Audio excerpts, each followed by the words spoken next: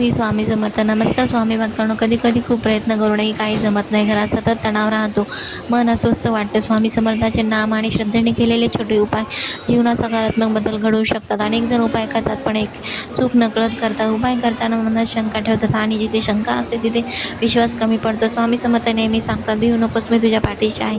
म्हणून कोणताही उपाय करताना फक्त आपल्या मनातील नकारात्मक विचार दूर करा.